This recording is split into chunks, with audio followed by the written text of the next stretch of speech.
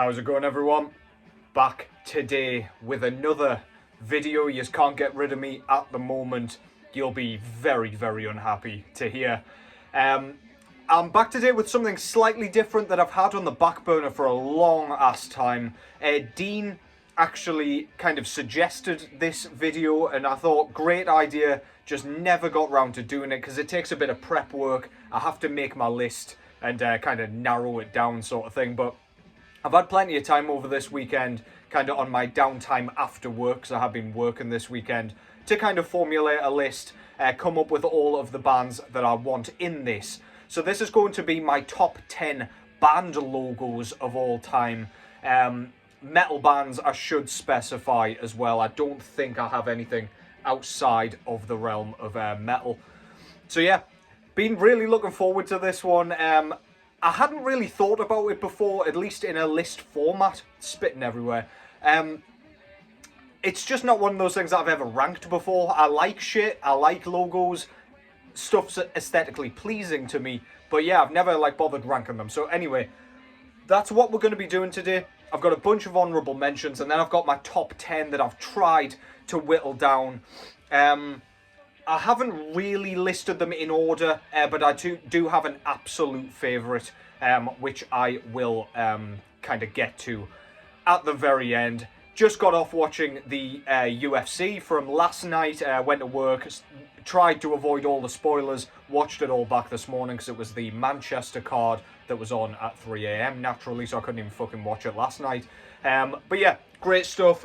Do shout in the comments if you were watching, because I love nerding out about that shit, but I'm never going to do a video on it. Got myself a sneaky little rum here as well. Shout out to whatever this is. What is it? York's Cat Tiki God rum. Look at that cute little guy. Yeah, just a quick shout out, I guess, to them. And what's going on in the background? Whitley Bay's own Tygers of Tang with Wildcat. 1980 debut album, traditional heavy metal. You'll hear in the background. Mega catchy, super memorable, very riffy. Again, just kind of that early kind of Iron Maiden style stuff with plenty of rock influence in this, like hard rock. It's got that attitude, it's got the lyrical themes. It's brilliant. Go and check that out if you haven't. Tygers of Tang, Wildcat, from my neck of the woods. So I'm just going to get straight into this shit. I shouldn't have to talk too much about these, I wouldn't have thought. I'll just kind of give a brief introduction and then talk about the logo. Perhaps the largest blown up logo on any of the album covers here throughout the entirety of this video has to be this one. So these are my honourable mentions, and the first one is Leviathan, out of the US kind of depressive black metal.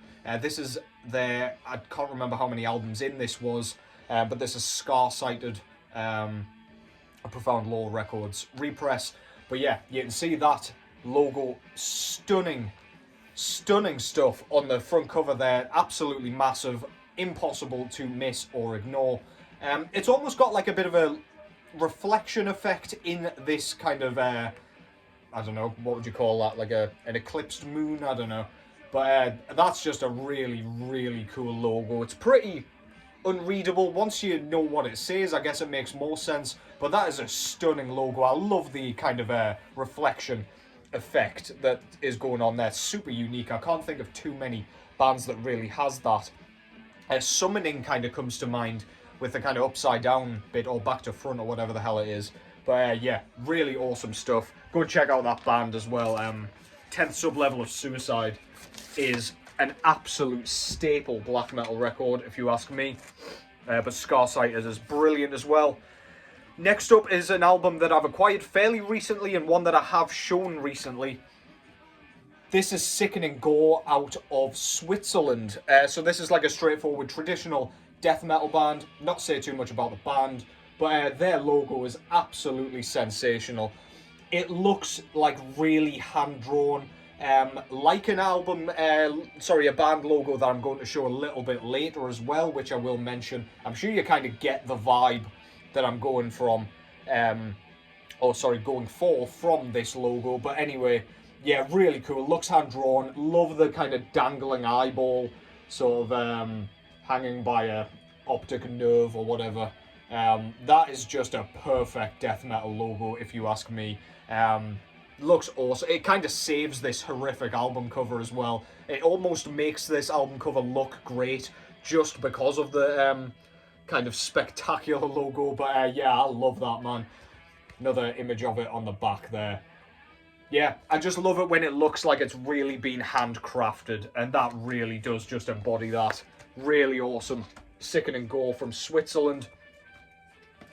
Next up is a band that scarcely puts their logo on the front of their albums, which I'm thankful for. It just lets you appreciate the actual covers. But yeah, this is Sulfureon out of Germany. Fuck was that? Death metal band. Kind of with blackened elements, quite melodic, very, very good. If you haven't checked them out, please do go and check them out. Lovecraft themed, and look at that logo. Absolutely spectacular. It's got the kind of octopus in here, kind of signifying, I guess, the cosmic horror side of, well, things. It's Lovecraft's entire thing, but like the Cthulhu kind of thing going on with the upturned crosses, and like, I don't know, it kind of looks like some sort of cosmic wormhole or something, or like an incantation, or I don't know what it reminds me of, but it is one of the most badass logos going, especially one of the most badass logos from like modern bands. That is absolutely stunning, man. I do have that one on my jacket.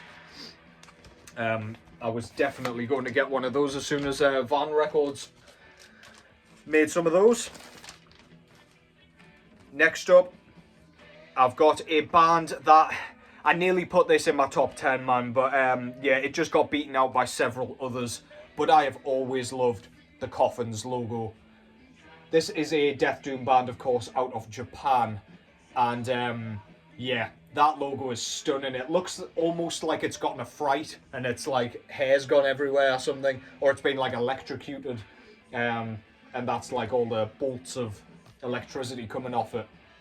Looks absolutely awesome. Yeah, really, really cool. One of my favourites for sure. I would love a patch of that on my jacket. Just get a kind of more in colour version of it there. Absolutely fantastic logo, man. Speaking of great logos, Seven Survival by Autopsy, made out of all the bits and bobs that have been cut off various different victims, I assume. But yeah, Coffins from Japan. Killer band, and yeah, great logo. I'm not going to take this shit out of the packaging. I didn't realise this was one of those annoying, like, resealables. But yeah, the next honourable mention is this one, Morbid Angel, of course. But yeah, always loved this logo. Pentagram bang in the centre of the logo. Pretty readable as well. It doesn't have to be completely unreadable to be a metal logo. Just has to be memorable for me, but it's very jagged, very spiky. It's of course got the kind of a satanic tail, like the demon tail, and a trident going straight through as well. Yeah, it's pretty much got everything you could possibly want in a death metal logo. Morbid Angel, absolutely stunning logo. And actually, the more I look at that, the more I think that probably should have been in the top 10, but at least I haven't neglected it entirely. Next up, I've gone with Immolation's original logo before they went to the like block, just kind of basic font logo, which is always a disappointment.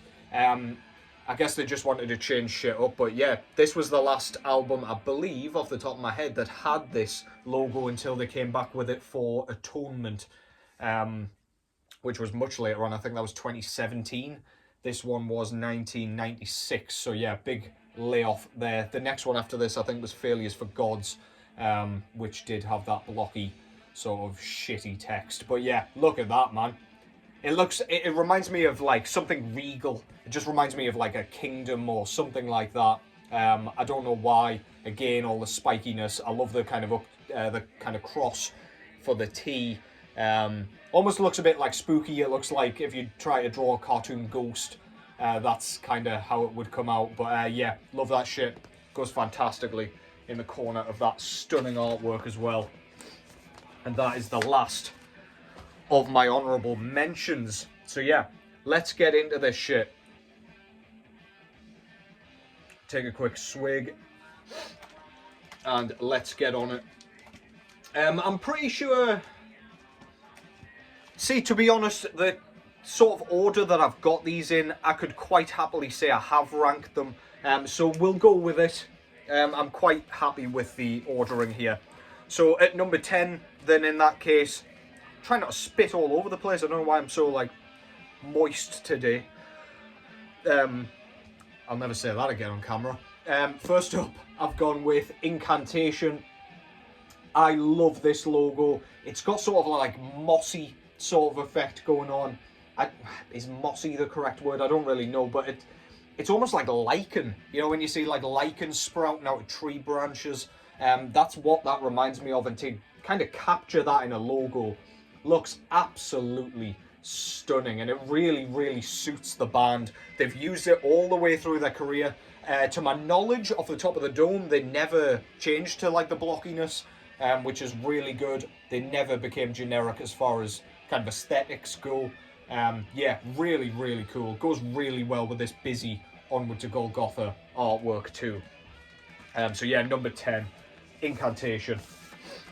Great logo, man. Absolutely fantastic. Next up was a logo that kind of came to mind really late, but it has to be in here for me. As far as death metal logos go, the Mighty Mortician has to go in here, surely. Again, just has everything you could possibly want in a death metal logo. Again, it's jagged, it's got like sickles and kind of they almost look like ninja stars or something, kind of all over it. Or like grappling hooks, or that's kind of what it reminds me of, or just like hooks in general. The skull kind of mounted on the very tip of the logo there looks spectacular. I do like the sort of triangular effect that they've managed to pull off here. It makes the logo look triangular, even though it isn't really. There's just like something in the background kind of making it look like that, and then topping it off, the blood dripping off it onto that stunning Wes Ben Scoter artwork. This is hacked up for barbecue, of course, but yeah, if you like your brutal death metal with like hints of grindcore, that is a must listen. And also, what a logo. From a pretty serious logo to something I just love aesthetically, you'll be like, how the fuck has that ended up in there? But yeah, in a similar sort of way to the Sicken and Gore logo that I just showed, I absolutely love the Birdflesh logo. Grindcore out of Sweden. Look at how cartoonish, childishly drawn, and just brilliant that is. It captures the sort of zaniness of the band. It captures just how, like, they don't take anything too seriously, but it's still got loads of cool shit going on. I love the upturned cross with the severed, like, horns arm. Absolutely fantastic stuff. This guy is adorable. Look at that shit. He's got the trident tongue. Kind of looks like something off, I don't know, some like Cartoon Network cartoon. It reminds me of like Ren and Stimpy or something. And then on the eye, we've got a very, very roughly, scraggly drawing of a pentagram for the kind of dot on the eye. And then the rest just looks like it was drawn by a child.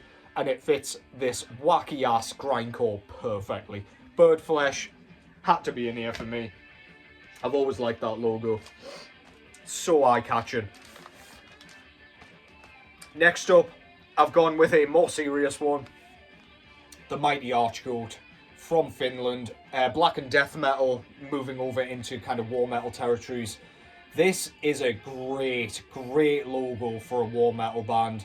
I could have picked like Black Witchery or something like that. Even Revenge has a great logo, excuse me. But my favourite of those types of bands has to be Archgoat. I love the kind of round sort of, I don't know, like the style of it. It's very rounded off and very satisfying. Great for a like circular patch. I do have an Archgoat patch on here somewhere. I can't remember where I put it. But yeah, with the massive goat in the middle with the upturned cross. The kind of T and the A sort of create horns on either side to fit their theme perfectly. It's just a beautiful looking logo. You can read every single letter very, very clearly too. So yeah, they clearly want their band to be known, unlike bands like Blood Incantation, which they don't like promoting their band. I don't really see the point in a logo that you can't read at all, but never mind. Yeah, Archgoat. I can't remember how many we're in now. 3, 4, 5. So this is number 6, I think, if I've counted that correctly. Your boy can't count over here. Next up, for a similar kind of reason to the Archgoat one, I do love the Asphyx logo. Again, very pointy, pointier than the Mortician logo, but in a very similar way. It's just so unique. I've always been kind of drawn to the Asphyx logo. I love the kind of skull. I think it's got a helmet on. That's at least always the way I've seen it because of the like war theme and stuff. I could be very wrong there, but it looks like something a soldier would have worn in World War I or something in the trenches. But yeah, the kind of shape of it and everything's perfect. It's just so aesthetically pleasing to me. And again, you can read it absolutely perfectly, despite it looking pretty kind of eccentric as logos go. Yeah, Asphyx, sort of Death Doom out of Netherlands. If you're unfamiliar, I mean, most of you will be, I'm sure. Or you should be. Let's just take another swig of this. That stuff is beautiful, man. God damn. Next up. So, Sickening Gore, again, reminded me of this logo. It's what I was referencing earlier with the kind of, it looks hand-drawn and handcrafted. The original CC logo had to be in here. I absolutely love this logo and much prefer it to the kind of newer logo used from Vile onwards. I don't know what it is. It looks kind of scrawled. It looks like it's just being doodled on something, but it fits perfectly. It just looks like a DIY job over the top of this really gory, really eye-catching kind of image of this dude. I don't know what the fuck he's doing. I never have known. Is he eating himself back to life? Is he like chewing on himself as he kind of rebuilds his body and it all comes back together? I don't really know, but that's kind of how I always see it, just because of all the like splattered blood and gore. I imagine that's kind of going towards him and whatever, but anyway, I digress.